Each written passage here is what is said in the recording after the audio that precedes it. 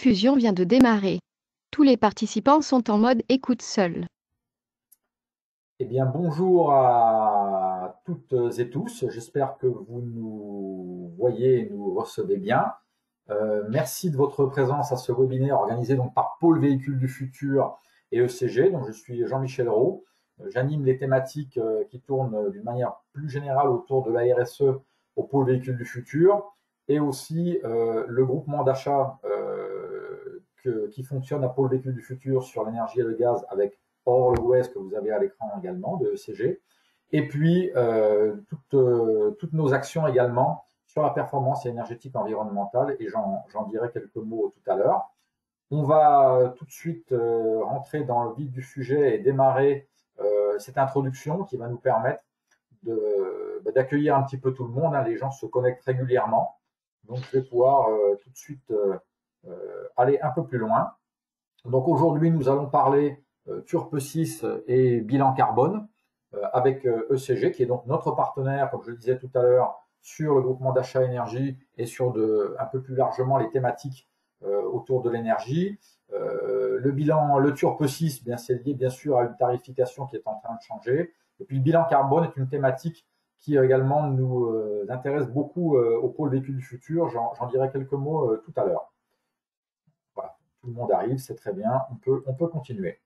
Donc aujourd'hui, programme des interventions pour ce webinaire. Je vais donc faire un petit rappel sur le pôle véhicule du futur et nos animations. Ce sera très rapide, 5-6 minutes au total. Donc je suis animateur donc, du programme performance énergétique et environnementale à pôle véhicule du futur. Or Le Gouez, donc qui est la consultante énergie projets internationaux de chez ECG, va ensuite nous parler de deux thématiques. Elle va parler donc du Turpe 6 qui entre en vigueur le 1er août. Donc le Turpe, tarif d'utilisation du réseau public d'électricité. Et puis, elle nous fera aussi un focus sur le bilan carbone, donc la méthode d'évaluation des émissions de gaz à effet de serre. Et ce bilan carbone est une thématique sur laquelle, en tout cas au pôle aujourd'hui, nous sommes en train de réfléchir et on proposera certainement à l'avenir des animations un peu plus poussées à ce sujet. Donc, il y aura une séance de questions-réponses à la fin du webinaire. Vos micros sont coupés actuellement. Je vous demanderai d'écrire vos questions, s'il vous plaît, dans le module dédié du chat. Je lirai ces questions à Aurore à la fin, on y répondra. Si vraiment il y a des questions, il y a des choses qui le justifient, et si on n'a pas trop de questions, on pourra autoriser peut-être l'ouverture de quelques micros. On gérera ça en fin de webinaire. Si vous pouvez, alors il est écrit qu'il faut préciser à quel intervenant. Là, il n'y en a qu'un seul, donc on est tranquille, ce sera pour Aurore, ou éventuellement pour moi. Ce webinaire, il est enregistré. Les participants recevront donc le lien du webinaire et les présentations également. Ça vous sera envoyé, aucun souci. Je rappelle brièvement les missions du pôle véhicule du futur. La plupart des gens qui sont connectés aujourd'hui nous connaissent bien. Deux grandes missions: stimuler l'innovation par des projets collaboratifs de R&D, les accompagner vers les marchés, et puis améliorer la performance des entreprises de la filière automobile au travers de PerfOest, qui est la structure historique sur la performance industrielle. Je fais partie de cette équipe PerfOest. Le but étant d'accompagner la croissance des entreprises. Nous sommes 22 personnes à votre service. L'association a été créée en 2005 du regroupement de deux entités qui existaient depuis 97 et 98. Nous couvrons maintenant tous les territoires, donc tout le territoire de la région Bourgogne-Franche-Comté et tout le territoire de la région Grand Est. Très rapidement, toujours autour du business et de la croissance des entreprises, que nous accompagnons aussi à l'international. Notre réseau, c'est aujourd'hui près de 500 adhérents, avec aux environs de 400 entreprises, en tout cas, représentées sur tout notre territoire, des plus petites aux plus grandes, avec les têtes de filière, bien sûr. Nous essayons modestement d'éclairer l'avenir au travers de données stratégiques de la filière, de veille techno-marché, d'informations sur tous les appels à projets qui sont disponibles, bien avant France Relance et dans le cadre de France Relance, bien évidemment. Autour des thématiques innovation, on anime des écosystèmes thématiques avec un écosystème qui est très très important sur l'hydrogène actuellement. On aide à monter des projets d'innovation, on recherche des financements et on essaye d'accompagner ces projets sur l'accès au marché. Au travers de la perf industrielle, on anime la filière industrielle et automobile. Nous avons des programmes d'accompagnement pour la compétitivité et sur la RSE, j'en dirai deux mots tout à l'heure. On a un baromètre de la performance et une petite mutualisation des achats. Je dis petite parce qu'elle tourne essentiellement à aujourd'hui au travers d'une plateforme qui s'appelle Axoneo et qui est plutôt axée sur les frais généraux. Le dernier point, très rapidement, nous avons une animation assez importante sur les compétences. Nous sommes organisme de formation agréé. Nous travaillons beaucoup actuellement sur l'ingénierie de nouvelles formations. Nous avons une plateforme digitale qui a été lancée en septembre 2020 qui commence à prendre de la vitesse. Je vous invite à aller voir le lien qui est ici, 4hfactory.tech. Cette plateforme digitale elle est construite autour d'une usine virtuelle et à un moment donné, on peut former, s'informer, s'acculturer sur toutes les thématiques liées au 4.0, mais pas seulement. Les gens qui nous connaissent bien savent que on monte beaucoup de formations un peu sur mesure, même beaucoup sur mesure, sur l'état de domaine classique de l'organisation, mais pas seulement. Donc, n'hésitez pas à contacter aussi ma collègue Carole Schwede au niveau de la formation. Il y a une énorme activité de formation, je ne vous cache pas, en ce moment et en cette année 2021. Pour parler des animations sur la thématique énergie dans le cadre de la performance industrielle, donc je vous l'ai dit, nous avons donc un groupement d'achat en partenariat avec ECG qui est notre bras armé, je dirais, depuis 2015 sur cette thématique d'achat énergie et gaz. J'anime un programme sur la performance énergétique et environnementale. Nous sommes acteurs relais de l'ADEME Bourgogne-Franche-Comté depuis 2018. Et cette thématique a été reconduite en 2020, 21, 22. Et maintenant, un programme sur la perf énergétique et environnementale en acteur relais de l'ADEME Grand Est, cette fois à compter d'avril 2021. Donc ce programme est vraiment à son démarrage. Dans ce programme, notre but est à aujourd'hui, mais ces thématiques vont s'élargir et elles sont bien élargies à d'autres sujets, mais principalement, nous travaillons autour des audits énergétiques selon la NFEN 16247, ou bien d'études spécifiques d'avant-projet, ou encore d'orientation vers des acteurs adaptés sur ces thématiques-là. Pour être éligible dans ces actions, il faut être adhérent au pôle véhicule du futur. On aide principalement 3 types d'entreprises, on a 3 cas de figure, des PME qui n'ont jamais réalisé d'audit énergétique et où on leur met le pied à l'étrier, des ETI ou des sites de groupe qui ont réalisé un audit mais qui n'ont pas déployé de plan d'action, ou encore des ETI, des sites de groupe sur des thématiques particulières sur lesquelles ils souhaitent avancer et où on leur apporte notre aide d'interlocuteur unique au niveau des adhérents qui informe, conseille, oriente, anime, coordonne les démarches en lien avec l'ADEME et les dispositifs régionaux en place. Donc ça, c'est très important. Nous sommes très en lien avec tous les dispositifs régionaux. Le réseau RT2E en Bourgogne-Franche-Comté, donc dont le bras armé est la CCI, hein, on est très en lien avec eux. Et avec Climaction en Grand Est, nous sommes aussi très en lien avec les gens de la CCI qui animent les thématiques sur Grand Est, que ce soit au niveau de l'énergie, au niveau de thématiques un peu plus spécifiques ou un peu plus larges, je dirais plutôt sur l'écologie industrielle territoriale, l'EIT, ou l'EFC, l'économie de la fonctionnalité et de la coopération. Et tout cela, pour nous, s'inscrit dans le cadre d'un accompagnement des entreprises vers la RSE, ou en tout cas dans les thématiques de la RSE, qui est un environnement très large. Et le bilan carbone dont on parlera aujourd'hui est une thématique sur laquelle on réfléchit beaucoup et où on souhaite à l'avenir accompagner nos entreprises sur nos deux territoires sur cette approche-là qui est connue souvent des très grandes entreprises, beaucoup moins des entreprises de taille un peu plus modeste et encore moins a fortiori des PME qui voient cela beaucoup plus loin. Mais en tout cas, si la performance énergétique est un des leviers importants de décarbonation, il y a bien d'autres leviers aussi. Et en tout cas, on va être amené dans les années à venir et dans même, je dirais, les mois à venir à avancer sur ce sujet-là. Où nous trouver le pôle, pour les gens qui nous connaissent, c'est déjà fait, mais notre siège est à Montbéliard, au centre d'affaires Technoland. Le back-office est à Mulhouse. Un site en Champagne-Ardenne où j'ai une collègue, Stéphanie Maudou, sur ce site. Un site de Lorraine à Nancy avec Vincent Carrel et mon collègue Jean-Charles Rabet sur le site de Nevers-Manicourt. Vous savez nous retrouver sur notre site.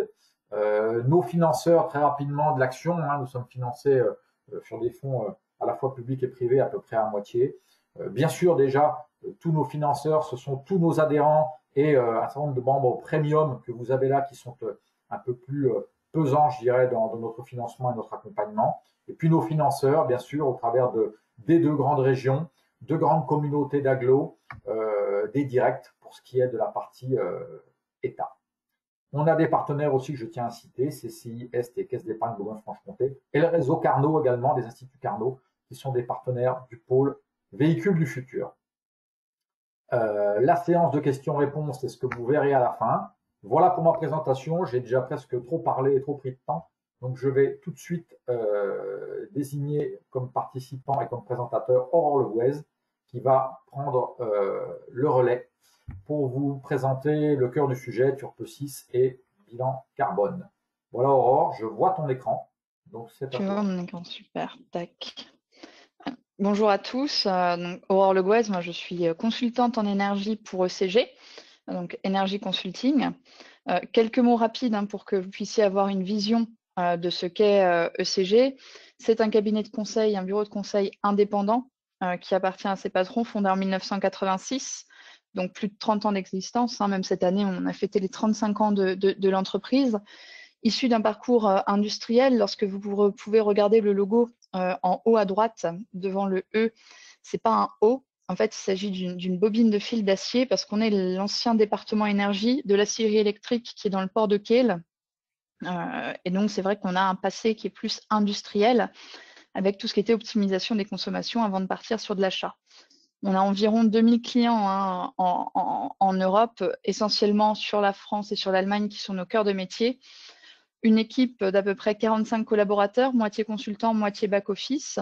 Et on va accompagner tout ce qui va être industriel, monosite, multisite, des PME-PMI, mais aussi des institutions plus publiques.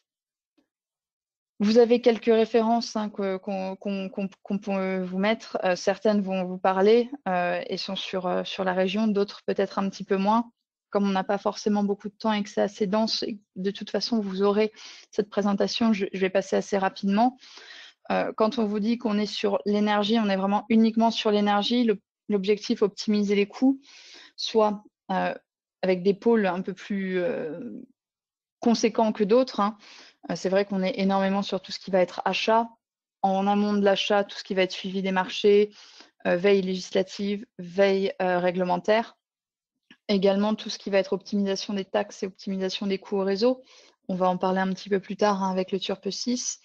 Et on va dire tout ce qui va être plus vers l'efficacité énergétique, les audits 16247 ou encore l'ISO 50001, mais aussi tout ce qui va être autoproduction avec tout ce qui est efficacité et génie énergétique. Et c'est vrai que de plus en plus, on développe aussi un module développement durable avec un accompagnement de nos clients vers des PPA, Power Purchase Agreement. Donc, c'est des nouvelles formes d'achat où on n'est pas avec des fournisseurs traditionnels juste pour 3 ans, mais des contrats qui sont beaucoup plus sur du temps long, mais aussi, par exemple, tout ce qui va être démarche bilan carbone, dont on va discuter un petit peu plus tard.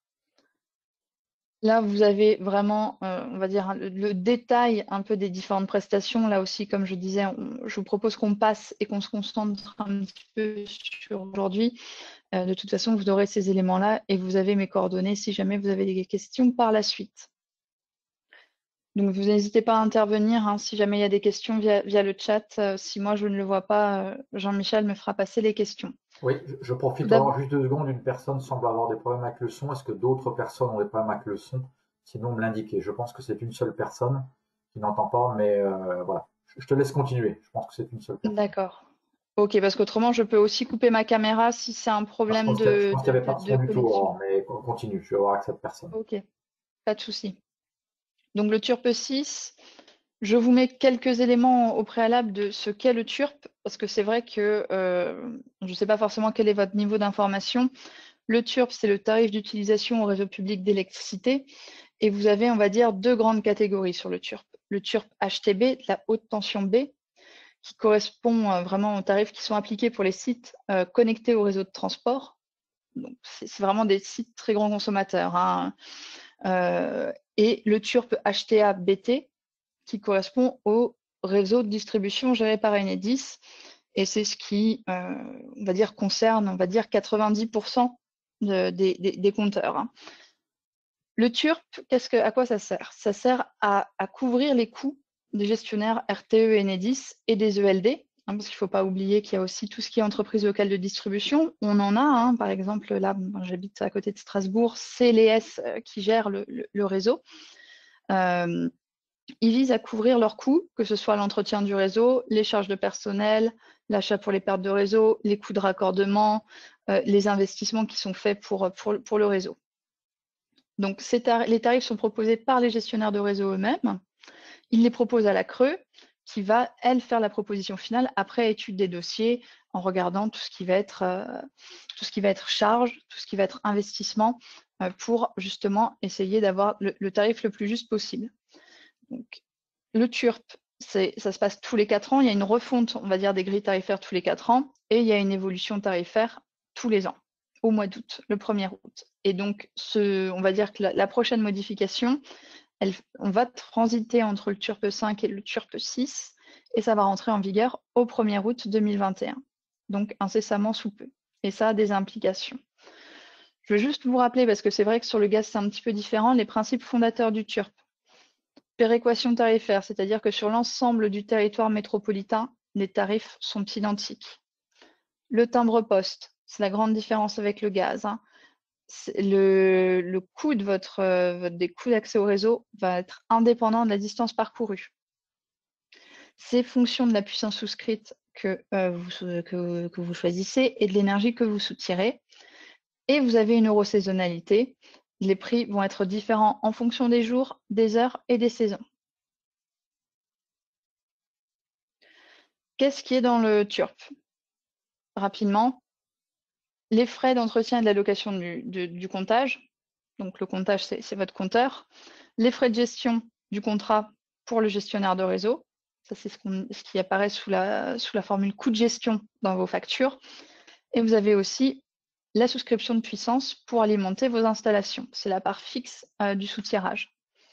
À cela, vous allez ajouter les coûts variables du soutirage qui sont associés à vos consommations d'énergie électrique. Où là, c'est pareil, hein, c'est euro-saisonnalisé. Les coûts de dépassement, lorsque vous appelez une puissance qui est supérieure à celle que vous avez souscrite auprès du gestionnaire de réseau. La contribution tarifaire d'acheminement qui finance les caisses de retraite des industries gazières et électriques, qui correspond à 27,04% des frais fixes. Les frais fixes, pour rappel, c'est le comptage, la gestion et le soutirage fixe. Et à côté de ça, vous avez aussi des frais annexes, hein, par exemple si vous avez du réactif, si vous avez des lignes de secours, si vous avez des regroupements, si vous avez une seconde ligne, voilà, ça c'est des frais que vous pouvez avoir en plus, on va dire des 4 grands frais qui vont être habituels, hein, les 3 frais fixes et le frais variable, le coût variable. Donc, lorsqu'on regarde, hein, le TURP 6 entré en vigueur le 1er août prochain, et dans sa délibération, la CRE annonce qu'en moyenne, pour tout ce qui va être acheté à BT, il y a une augmentation de 0,91% en août 2021 et derrière 1,39% par an sur l'ensemble de la période tarifaire. L'augmentation est un petit peu plus grande pour les sites qui sont directement reliés au réseau de transport. Les enjeux de ces nouveaux tarifs, c'est l'augmentation des coûts associés au raccordement d'unités de production décentralisées, tout ce qui va être photovoltaïque, tout ce qui va être éolien. Tout ça, en fait, ou tout ce qui peut être pour vous aussi de l'autoconso, vous allez être relié sur du réseau et ça va être géré à une maille beaucoup plus fine que les centrales nucléaires ou encore les centrales charbon ou les centrales gaz que nous pouvons avoir. Et l'autre point qui est aussi un enjeu fort, c'est le développement de la mobilité électrique qui va peser sur les réseaux, en tout cas dans les prochaines années. Quand on regarde les augmentations qui ont été, les moyennes d'augmentation données par la Commission de régulation de l'énergie, on se dit, bon, ça n'augmente pas tellement. Mais c'est vraiment une moyenne qui ne reflète pas forcément la réalité pour chacun et pour vous. Il y a certains profils de consommation qui vont vraiment voir leur coût fortement augmenter avec ce nouveau TURP. Et c'est surtout, en fait, les HTA en courte utilisation qui voient leur coût exploser. Par rapport à ça, en fait, ce qu'il faut retenir sur ce TURP 6, c'est que la part variable va baisser. Les dépassements vont baisser, les coûts des dépassements vont baisser, mais en fait, c'est la part fixe du soutirage qui augmente fortement. Donc, en gros, c'est de vous faire payer plus cher un abonnement, donc que vous souscriviez moins, quitte à dépasser un petit peu plus. À côté de ça, quand on regarde, le lissage des coûts par la puissance rend les dénivelés de puissance beaucoup moins attractifs qu'à une époque. C'est vrai qu'à une époque, pour certains, hein, peut-être que vous l'aviez aussi pratiqué, vous essayez de moins consommer, par exemple, en heure de pointe, et donc vous aviez très peu de puissance souscrite en heure de pointe, et vous aviez des puissances souscrites beaucoup plus importantes sur les heures pleines hiver, heures creuses hiver, heures pleines été, heures creuses été. Là, le dénivelé de puissance n'est plus aussi intéressant avec le TURPE 6, et ce qui va énormément alourdir la facture, c'est que, et en tout cas pour l'instant c'est maintenu, il y a des études de la Creux sur la question, mais le maintien de la CTA à 27,04% des parts fixes, lorsqu'on a la part fixe de sous-tirage qui explose, ben du coup, le coût de cette contribution augmente aussi fortement. Bon, là, ce n'est pas forcément que des bonnes nouvelles que je vous annonce, mais à côté de ça, il y a vraiment des opportunités à saisir. Il y a des leviers, c'est des prix, c'est des coûts qui sont fixés et réglementés. Ça n'empêche pas de les optimiser. Donc, comment est-ce qu'on peut les optimiser? En calant au mieux la puissance souscrite et accepter les dépassements. Les dépassements ne sont pas une punition. Il y a un surcoût qui est généré, mais tant que ce surcoût reste inférieur à un surcoût associé à une surcapacité, ce n'est pas grave. L'objectif également, ça peut être de moins consommer sur des heures qui vont coûter plus cher. Les heures de pointe, les heures pleines en hiver. Essayez en tout cas, par exemple, sur certaines machines qui vont être qui vont appeler beaucoup de puissance, de les démarrer à un autre moment, plutôt sur des heures creuses. Et pour ceux qui peuvent être un petit peu limite entre un passage entre courte utilisation et longue utilisation, ça peut être l'étude d'un passage en longue utilisation, parce que, OK, sur la longue utilisation, il y a aussi une légère augmentation, en tout cas pour ceux qui consomment peu, mais autrement, c'est vrai que le passage en longue utilisation peut vous permettre d'optimiser vos coûts d'accès au réseau. Juste pour illustrer, hein, pour un profil courte utilisation, donc quelqu'un qui va appeler de la puissance, qui va appeler beaucoup de puissance, hein, puisqu'on est sur des 6210 kW, qui va appeler beaucoup de puissance. En TURPE 5, lorsque vous regardez, on est quand même sur un prix moyen qui va être, alors là ça bug un peu, tac, de 23,27 € du mégawattheure, vous l'avez là. Là, c'est vraiment de la décomposition hein, entre les frais de comptage, les frais de sous-tirage variable, les dépassements, la CTA. Et ce qu'on peut voir, c'est qu'il y a vraiment très peu de dépassements qui étaient faits jusqu'à présent.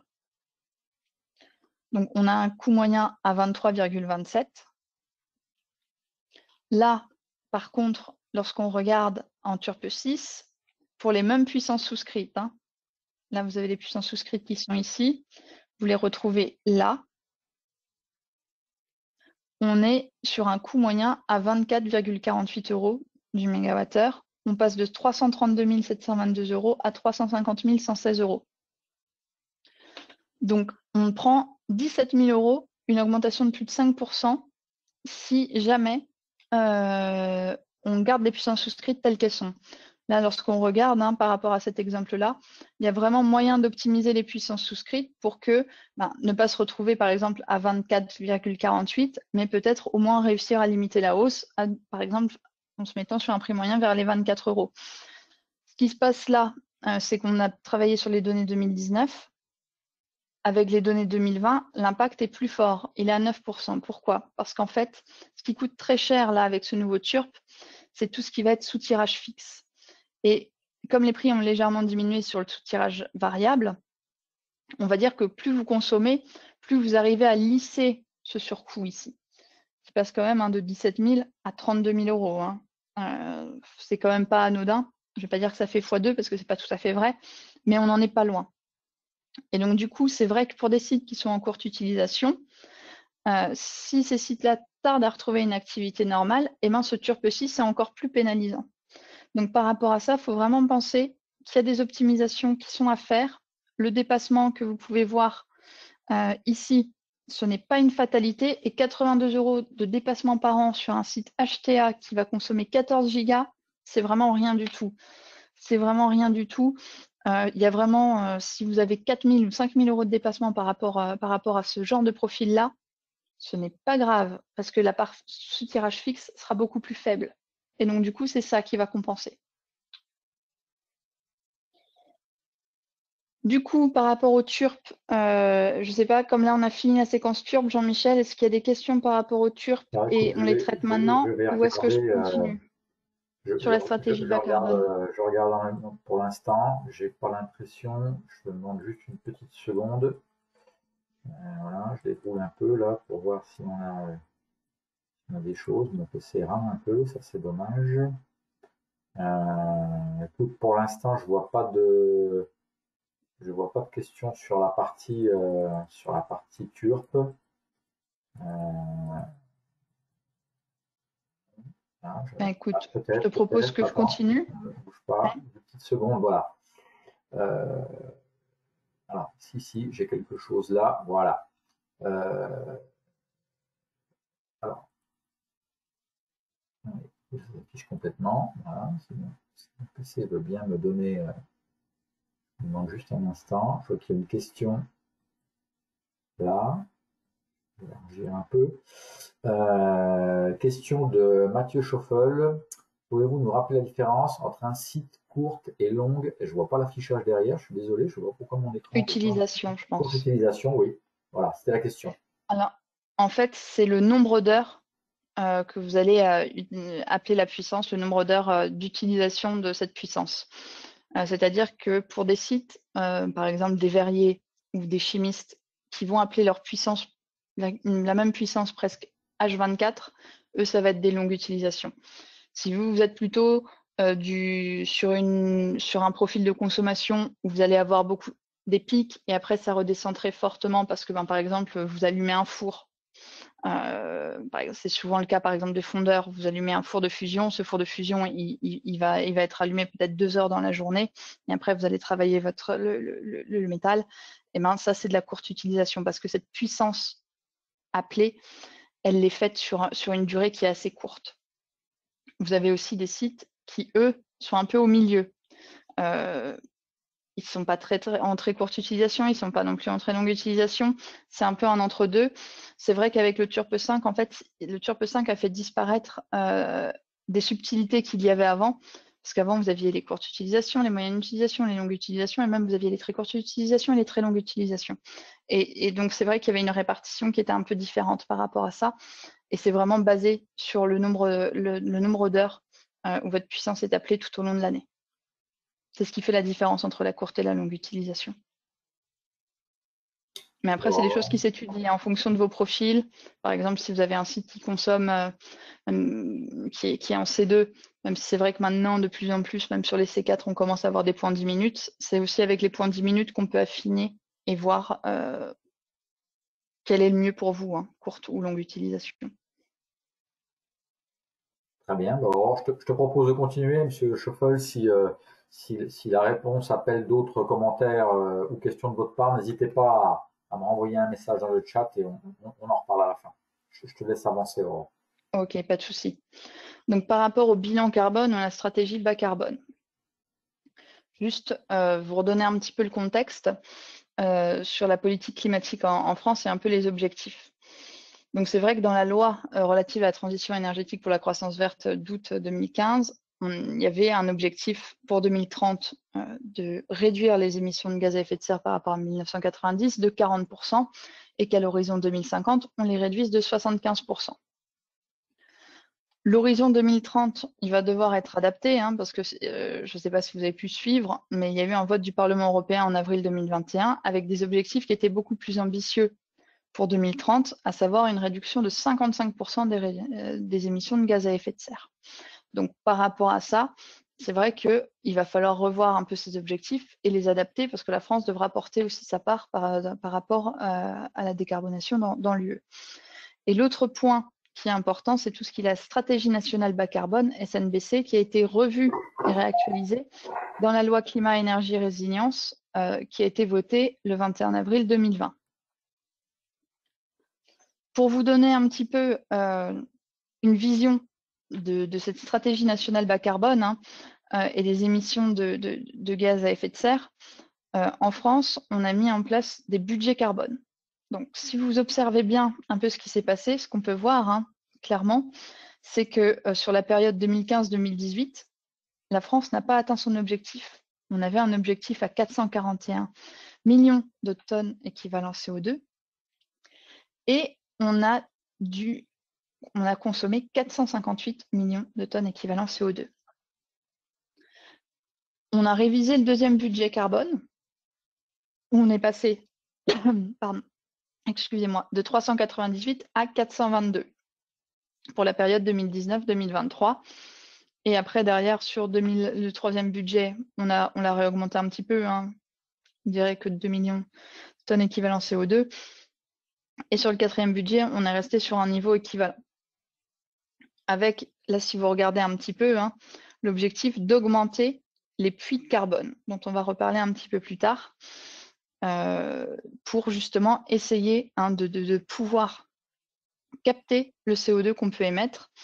Et par contre, lorsqu'on regarde un petit peu les émissions brutes, les tendances que l'on peut avoir, on voit que dans le scénario, on est quand même nettement au-dessus des objectifs qui sont fixés là. Donc ça veut dire que pour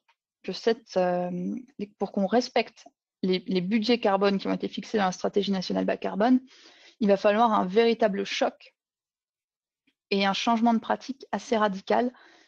Sinon, on va continuer à émettre beaucoup plus que les objectifs que l'on s'est fixés et les objectifs qui sont fixés aussi par l'Union européenne. Juste pour vous donner un ordre d'idée, hein, de comment est-ce que c'est réparti, donc la répartition un petit peu par secteur, vous voyez qu'il y a quand même une grosse part qui est liée au transport, le transport en violet, l'agriculture ensuite, suivi de tout ce qui va être bâtiment, avant l'industrie, puis la production d'énergie et ensuite les déchets. Donc lorsque l'on regarde, hein, dans ces objectifs, la part qui va diminuer le plus, hein, c'est vraiment la part transport qui va être le plus affectée, parce qu'en plus c'est celle qui émet le plus et c'est celle qui n'a pas forcément fait des efforts jusqu'à présent, hein. L'industrie a déjà fait beaucoup d'efforts, les producteurs d'énergie ont déjà fait beaucoup d'efforts, mais c'est vrai que sur la part transport, en fait, historiquement, on a eu une augmentation là, de cette part-là depuis Kyoto et depuis les années 90. L'objectif, c'est d'atteindre la neutralité carbone à terme, en 2050, décarboner totalement la production d'énergie, réduire les consommations énergétiques des différents secteurs, diminuer au maximum les émissions et d'augmenter tout ce qui va être puits de carbone. Donc les puits de carbone qui sont ici, c'est comment la Terre va réussir à capter les gaz à effet de serre pour un peu équilibrer par rapport à nos émissions. Donc ça se fait via la forêt, bois, via aussi tout ce qui va être capture et stockage de CO2. Ça, c'est quelque chose qui se développe beaucoup. Mais à côté de ça, quand on regarde, hein, pour atteindre cette neutralité carbone, je veux juste vous rappeler ce qu'on s'était dit tout à l'heure. Là, sur le deuxième budget carbone, on a 128 millions de tonnes équivalent CO2 sur le transport. Là, le transport, on est à 5 millions de tonnes, pas plus. Donc, c'est vous dire les efforts qu'il va falloir faire par rapport à certains secteurs, hein. Parce que là, actuellement, on est plutôt autour des 400 millions de tonnes équivalent CO2. Et l'objectif, c'est de le ramener à 80 millions de tonnes équivalent CO2 pour qu'avec nos puits GES, on puisse atteindre un équilibre. Pas forcément neutralité carbone, parce qu'on va continuer d'émettre. Quoi qu'il arrive, on est obligé d'émettre. Ce terme neutralité, il est un peu faux. Mais en tout cas, compenser nos émissions par de la captation. Pourquoi faire un bilan carbone? Déjà, en interne, ça vous permet, en termes de faire des économies. Il y aura des investissements, mais c'est de faire des économies par rapport à de l'énergie, par rapport à des émissions, etc. Faire une différence aussi avec vos concurrents, parce que c'est vrai que pour l'instant, en France, le bilan carbone, il n'est pas obligatoire pour tout le monde, et il n'est pas obligatoire pour la très grande majorité des sociétés. C'est mieux gérer votre risque. Pourquoi? Parce que si en plus, vous êtes un industriel qui est quand même assez sensible à tout ce qui est hydrocarbures, évolution du prix des hydrocarbures, ben ça vous met aussi en risque, hein, à terme par rapport à ces niveaux-là, si les prix de l'énergie, etc. augmentent. augmenter votre valeur par rapport au marché, hein, parce que c'est vrai que si, en plus, on va dire que dans l'environnement actuel, de pouvoir dire je suis une entreprise bas carbone, c'est valorisant.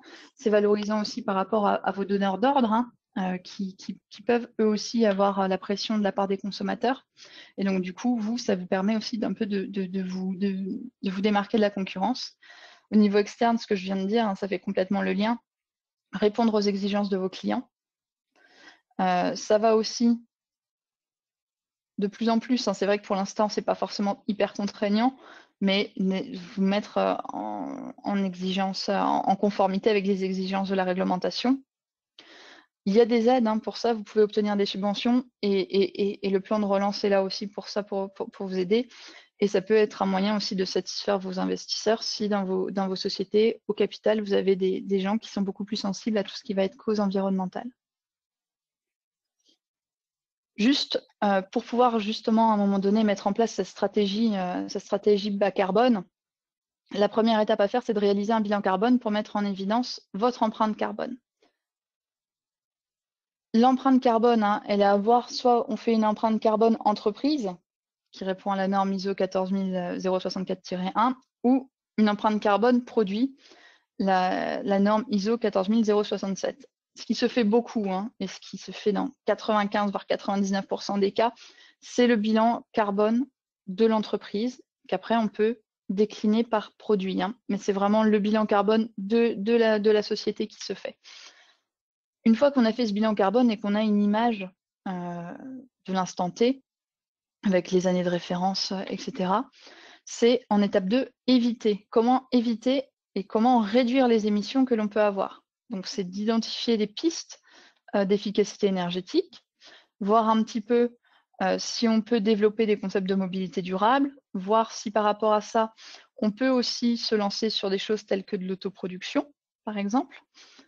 Et derrière, ce qu'on n'aura pas réussi à éviter et réduire, hein, si on veut aller vers une stratégie bas carbone, vers la neutralité carbone, c'est de voir comment est-ce qu'on peut compenser. Et donc, il y a des projets, hein, qui existent pour compenser les émissions que vous pouvez faire. Elles ne seront pas déductibles de votre bilan carbone, mais par contre, vous pourrez avoir un label, hein, qu'on va avoir plus tard en étape 4, d'entreprise bas carbone ou d'autres standards qui sont sur le marché, où en fait la compensation n'évite pas et ne réduit pas, mais la compensation, comme son nom l'indique, c'est vraiment pour rééquilibrer cette balance entre les émissions et un équilibre, hein, comme on a pu le voir avec les puits GES tout à l'heure. Bilan carbone. Donc l'étape 1, hein, c'est un peu ce qu'on a discuté tout à l'heure, entre celle qui va être la corporate, donc plus basée sur l'entreprise, sur la société, et celle qui va être basée sur le produit. Sur le bilan carbone, ce qu'il faut aussi savoir, hein, c'est que par rapport à ça, le référentiel est beaucoup plus large. C'est pas seulement, lorsqu'on va parler de bilan carbone, on ne parle pas seulement des émissions dont vous êtes directement responsable, l'installation d'entreprise, vos véhicules ou indirectement via vos consommations d'électricité, de vapeur, de chaud et froid. Donc, ce n'est pas seulement ce qu'on appelle les scopes 1 et 2, mais c'est aussi toutes les émissions dont vous dépendez. Les émissions dont vous avez besoin, hein, qui sont nécessaires à ce que vous puissiez produire. Donc, ça va être tout ce qui va être bien d'équipement, le transport de vos matières premières, ça va être également tout ce qui va être déchets produits par ces activités, les déplacements professionnels, les déplacements domicile-travail entre de vos employés et de vous-même.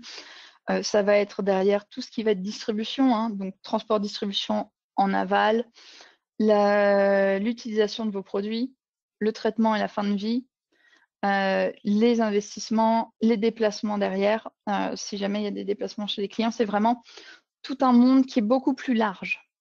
Il ne faut pas avoir peur des doubles comptes. L'objectif, c'est vraiment d'avoir une vision la plus large possible parce qu'en fait, lorsque dans un bilan carbone, les mesures d'action qu'on verra dans un deuxième temps, elles sont beaucoup moins faciles à mettre en place, mais elles sont beaucoup plus nombreuses sur la partie dépendance, donc sur le scope 3, que sur le scope 1 et le scope 2 dont vous êtes directement responsable. par rapport à ce parcours bas carbone, ce qu'il faut savoir, c'est que pour les plus petites entreprises qui font moins de 100 salariés, l'ADEME a mis en place des aides, le tremplin pour la transition écologique, qui peut prendre depuis le 1er janvier, qui permet la prise en charge du bilan carbone à 80% dans la limite de 5 000 €, à condition que vous ayez vraiment un plan d'action efficace pour réduire les émissions, pas seulement sur les émissions dont vous êtes responsable, mais aussi celles dont vous dépendez. Donc, ce scope tout entier, scope 1, 2, 3 dont on a parlé. Vous avez aussi l'acte qui vise à offrir aux entreprises, peu importe leur taille ou leur marché, des méthodologies pour vous accompagner sur vos stratégies bas carbone. Et l'objectif, c'est de vraiment d'atteindre et de respecter les objectifs de l'accord de Paris. Donc ça, c'est des petits exemples. Comme c'est vrai qu'avec Perfoest, vous travaillez déjà avec l'ADEME, le plus simple, ça reste quand même ces aides ADEME qui permettent de réduire de manière significative le coût d'un bilan carbone. L'étape 2, donc tout ce qui va être éviter et réduire les émissions. On part du point de départ sur le bilan carbone. Juste là, c'est vrai que cette slide-là, elle permet de mieux comprendre ensuite le tableau suivant. Tout ce qui va être émissions directes et indirectes liées à votre activité dont vous êtes responsable, ce sera en vert. Et tout ce qui va être indirect, dont vous êtes dépendant, du scope 3, ce sera en gris bleuté. Là. Je ne rentre pas dans le détail de ces domaines d'action. Vous les aurez derrière, ce n'est pas un souci. Mais en tout cas, si on se place, on va dire, sur le scope 1 et 2, ce dont vous êtes directement responsable, ce sur quoi vous pouvez peut-être agir beaucoup plus facilement, ça va être sur vos achats, la manière dont vous allez acheter, que ce soit de l'énergie ou encore vos intrants, toutes vos matières premières. Ça va être aussi tout ce qui va être déplacement via les carburants, moteurs, s'il y a des véhicules de société, faire le choix de tel ou tel véhicule, favoriser le covoiturage par exemple dans vos entreprises ou les mobilités douces. Et autrement, par exemple, on peut aussi voir tout ce qui va être remplacement, investissement dans des installations de production qui soient plus efficaces que celles que vous avez et qui vont du coup être aussi moins consommatrices d'énergie et moins émettrices de CO2. Pour tout ce qui va être, on va dire, phase 3, scope 3, ça va être de voir est-ce qu'il y a moyen d'avoir dans la recherche et développement pour avoir des produits plus écologiques, de l'éco-conception. C'est de voir, d'identifier des nouveaux marchés, peut-être privilégier aussi tout ce qui est circuit court pour limiter tout ce qui est déplacement, pardon. Déplacement, c'était pour le turp, toutes mes excuses. Déplacement, ou encore choisir d'autres types de matières premières, des matières premières recyclées, vérifier l'origine les pays d'origine des matières premières, parce qu'en fait, dans votre coût un peu bilan carbone de vos matières premières, il y a aussi les coûts énergétiques pour la fabriquer, cette matière première, qui vous seront aussi imputés. Donc voilà quelques types d'actions pour réduire vos émissions. Et là, Jean-Michel, je t'avais transmis le lien parce que je ne suis pas sûre que je peux l'envoyer à tout le monde. Un lien, juste une question rapide et qui sera anonyme. On pourra regarder les résultats à la fin. C'est pour savoir où est-ce que vous en êtes dans votre parcours bas carbone. Est-ce que vous avez commencé? Est-ce que c'est des choses qui sont en réflexion chez vous? Est-ce que vous êtes déjà labellisé? Et c'est juste de vous laisser quelques minutes pour répondre, si c'est possible. Jean-Michel, de transmettre le lien que je t'ai envoyé via le chat à tout le monde.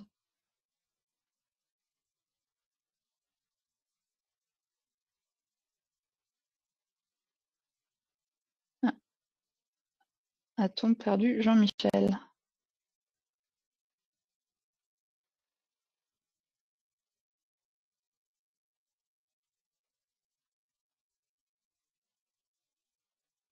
Jean-Michel, Je es-tu suis là, là? pardon, je n'avais pas ouvert Oui, mon micro, je parlais dans le vide, c'est pas toujours de... désagréable. Donc j'essaye effectivement de voir si je peux retransmettre directement le lien que tu m'as envoyé. Voilà, donc normalement ici, si je fais tous les participants, je dois pouvoir l'envoyer.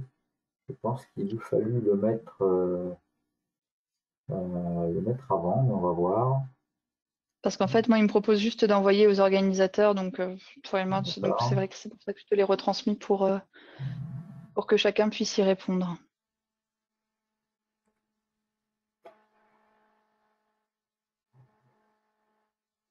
J'ai bien tous les participants. Normalement, je ne peux pas relayer ça.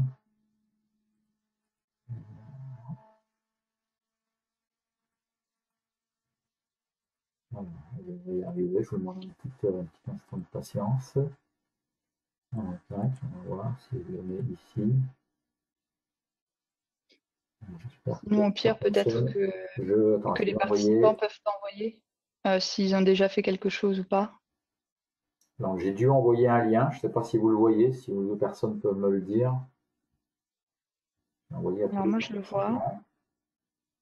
Tu le Il me vois ou semble pas? qu'il était Je le vois, mais il me semble qu'il était plus court que ça, celui que je t'avais envoyé, mais Parce que en fait, je suis allé directement sur la page et en fait, d'accord. j'ai relayé. Ok, C'est pour ça. Voilà. ok.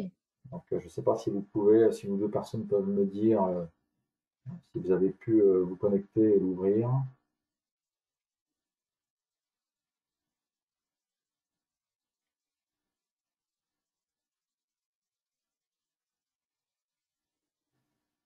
Est-ce que tu as encore beaucoup de choses à présenter là, Aurore, dans le webinaire? Ou tu es presque au bout? Derrière, là, sur le webinaire, après, on est sur l'étape 3, Il est tout ce qui va être 47. compensation volontaire.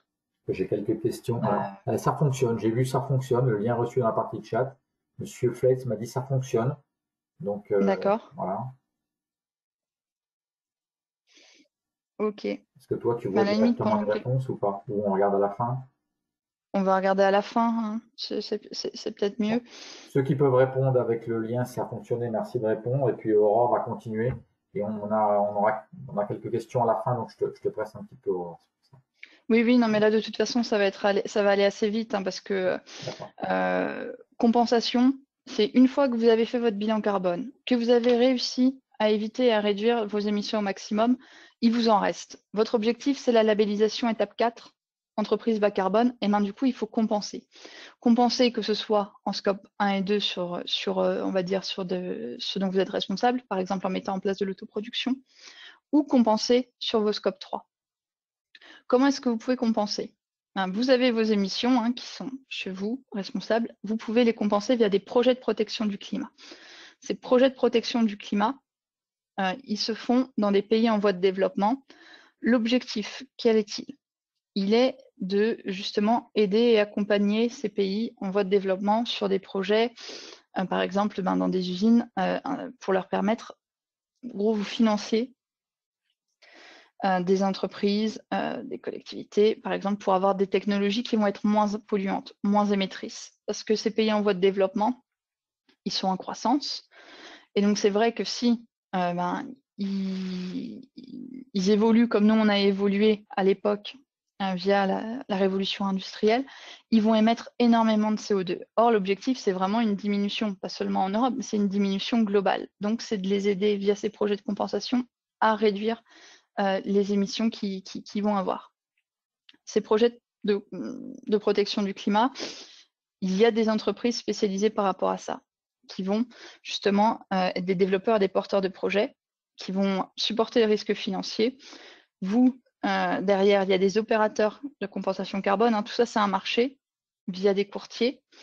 Et par rapport à ça, ça donne des labels de certification par rapport à des réductions d'émissions liées au projet. Et c'est vous, au final, le client qui est tout en bas.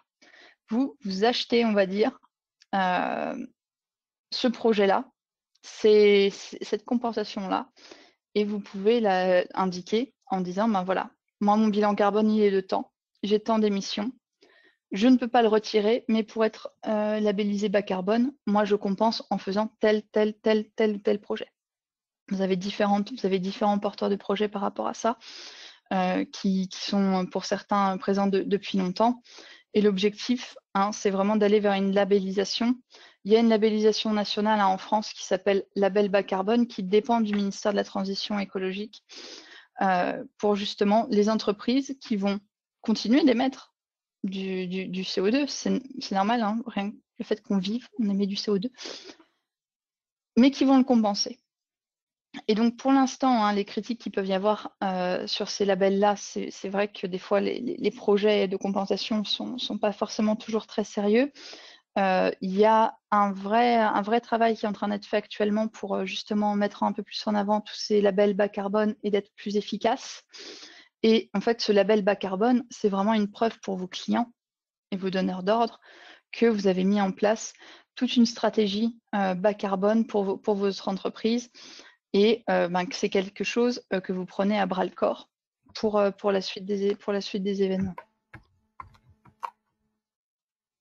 Juste en conclusion, pour vous remettre un peu cette étape, on va dire tout ce qui est ce parcours. D'abord faire un bilan carbone pour avoir une vision claire des émissions que vous avez. Grâce à ce bilan carbone, mettre en place déjà des pistes d'amélioration et derrière un plan d'action sur les actions les plus concrètes, l'action prioritaire, action immédiate, action prioritaire, action stratégique. L'étape 3, compenser ce que vous n'avez pas pu réduire pour derrière avoir une labellisation bas carbone. Donc voilà un peu le parcours complet que vous pouvez être amené à faire. Et du coup, il me semble qu'on est arrivé au bout, Jean-Michel. Il me semble, oui. Questions-réponses. Ouais. Et Alors, donc, du coup, là, maintenant, tu peux me passer les questions. Je vais tout de suite te donner les 2 questions qui viennent et comme ça, après, on verra si tu veux redire des choses par rapport au sondage qui visiblement marche, parce qu'un certain nombre de personnes m'ont marqué et je les remercie que ça fonctionne et qui ont répondu. Voilà, tu pourras voir. Alors, je reviens sur une question sur le TURP, question de monsieur Bernard Rougy. Sur le TURP, si le profil est sinusoïdal, entre parenthèses jour-nuit, est-ce que c'est de la courte utilisation? En fait, ça dépend à quel point c'est sinusoïdal. Il faut vraiment regarder avec les pédis, c'est-à-dire que si c'est très, très, très sinusoïdal, ça peut être de la courte utilisation. Si c'est quand même léger, ça peut être de la longue. Il faut voir à quel point sa puissance maximale, elle est appelée. Ouais, à quel point ça varie en fait. C'est l'amplitude de la variation qui va déterminer, il faut le regarder plus finement. Exactement. Et en fait, pour ça, le mieux, c'est d'utiliser les points de 10 minutes. D'accord. D'accord. Monsieur Rougir, donnez un complément de question si vous souhaitez quelque chose de plus précis. Je vais un peu plus loin. Je peux afficher, si mon PC veut bien. Alors, une question de monsieur Jean-Louis Vignolo. Comment va-t-on faire le bilan carbone des produits importés? En fait, ce qui se passe sur le bilan carbone, c'est que vous avez le bilan carbone, c'est une marque déposée. Faut le savoir, ça appartient à l'association Bilan Carbone. Ça avait été mis en place à l'époque par l'ADEME, en partenariat avec l'ADEME. Vous avez des tableaux qui vous permettent de remplir beaucoup plus facilement. J'ai fait cette formation-là qui me permet d'utiliser la marque Bilan Carbone et qui me permet de faire des bilans carbone. Où du coup, vous avez ces tableaux-là où vous marquez un peu tout ce qui arrive. Vous allez mettre tout ce qui va être intrant. Et en fonction d'où ça vient, en fonction de ce que c'est, il y a une base bilan carbone, qui permet d'avoir les équivalents en tonnes de CO2. Et donc, c'est grâce à ces outils-là que ça facilite justement tout ce qui va être mis en place et vraiment de savoir ce qu'il en est, comment est-ce qu'on intègre des matériaux qui viennent de l'autre bout de la planète, comment est-ce qu'on intègre ces déplacements qui sont faits soit par du fret routier, soit par du fret maritime, soit du fret aérien. Voilà, c'est vraiment un outil global qui permet de réussir à avoir le plus de précision possible. Après, ça reste de l'estimation aussi, c'est-à-dire que lorsqu'on va faire un bilan carbone, on va dire qu'on est, par exemple, on va être sur des ordres de grandeur. On va être sur des ordres de grandeur. Quand je vous mettais un petit peu plus haut, là, on était sur du 458 millions de tonnes équivalent CO2. Par exemple, vous, on va être, si on le met, que vous êtes à 120, on ne va pas dire 120, on va dire 100. On reste sur des ordres de grandeur, ça reste quand même un peu approximatif. Il faut le savoir. Une autre question de monsieur Vignolo, a-t-on la même déclinaison dans le domaine public? Si je comprends bien, est-ce que le public est contraint de la même manière, quelque part? Alors, pour l'instant, il n'y a pas de contraintes telles quelles. Il y a des contraintes pour les très grandes entreprises et pour les très grandes collectivités, où ils doivent faire justement un bilan carbone et mettre en place une stratégie bas carbone, etc. C'est légèrement différent pour les collectivités, mais elles aussi, elles sont soumises justement à ces objectifs de baisse des émissions de gaz à effet de serre. Okay.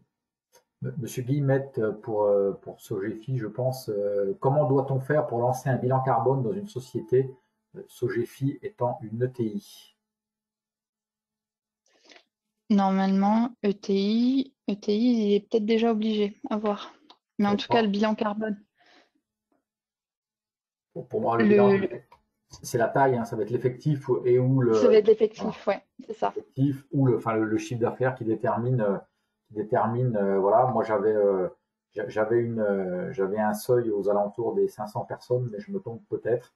Donc, Non, est-ce non, qu'on on est aux 500 personnes. ouais, On est à 500 personnes. ouais, je crois que c'est En 500 équivalent personnes. temps plein. En Ouais, équivalent temps compris. plein. Donc, monsieur Guillemette, qui n'avait pas de son tout à l'heure, alors j'espère qu'il nous entend, mais je reprendrai contact avec lui et on précisera ça. En tout cas, on Oui, précisera et par contre, s'il était obligé et qu'il en a jamais fait, il faut vraiment le faire urgemment.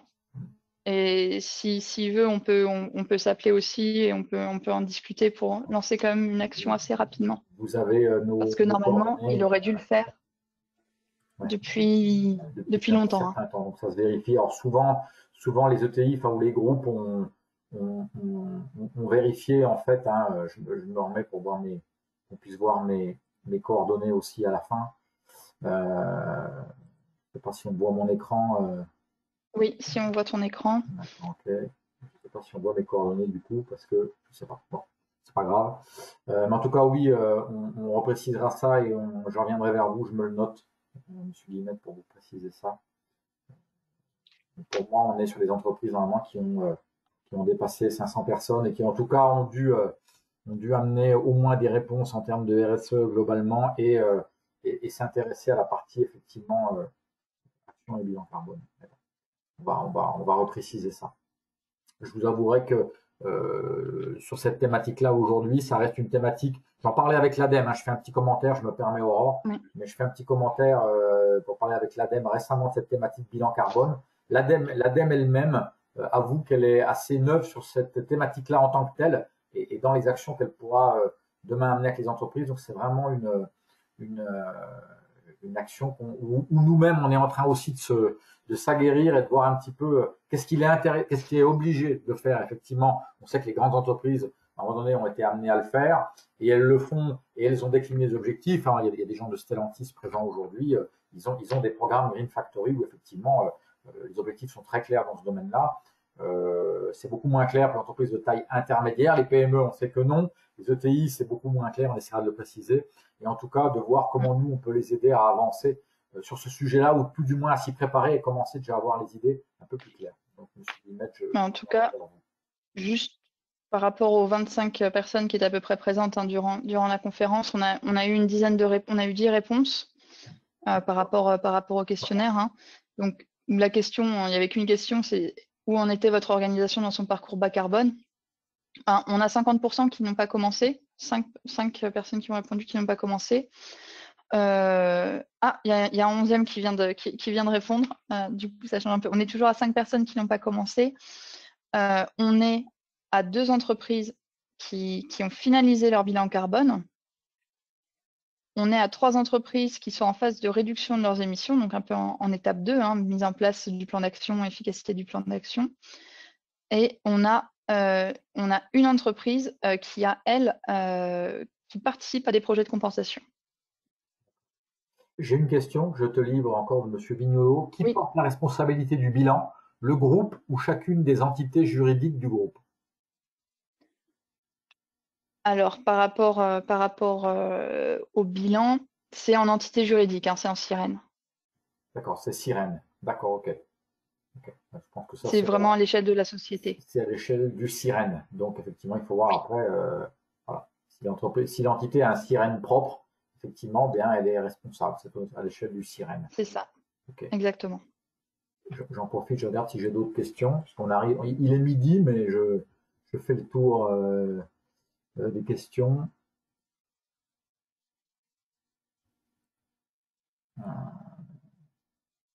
Monsieur Guillemette me met effectivement qu'il attend mon retour, donc pas de souci, Monsieur Guillemette, je reviens vers vous rapidement. C'est bien, ça veut dire qu'il a retrouvé le son entre-temps, parce qu'il ne l'avait pas au début, donc ça c'est bien. Écoute, Aurore, je crois qu'on est allé au bout des questions. Arrivé au bout. Si jamais on n'en a pas, j'ai le fonctionnement qui est un peu lent là, ce matin. Si jamais je n'avais pas répondu à une question, on ressort juste après le webinaire le journal des questions. Donc je reviendrai vers vous individuellement. Si jamais on n'avait pas répondu à une question, je ferai ça en éditant après le journal des participants et on a le journal des questions qui est un peu plus clair à suivre que lors de la diffusion. Écoutez, je me propose aujourd'hui, s'il n'y a plus de questions pour l'instant, il est 12h01, donc on a tenu le timing. Merci à toi, Aurore. Merci à toutes les personnes présentes pour vos questions, votre animation, la réponse au sondage. Et puis, on est toujours à votre disposition, aussi bien Aurore, vous aurez les diffusions des supports, donc vous aurez les coordonnées d'Aurore et les miennes également. Pour les adhérents, ils savent me trouver assez facilement au pôle, donc pas de souci. Et donc, M. Limette, je reviens vers vous également. Merci à tous. Bonne journée, merci de nous avoir suivis et puis à bientôt aussi pour d'autres webinaires du pôle. Voilà. Bonne Merci journée. beaucoup. Au Bonne revoir. journée. Au revoir.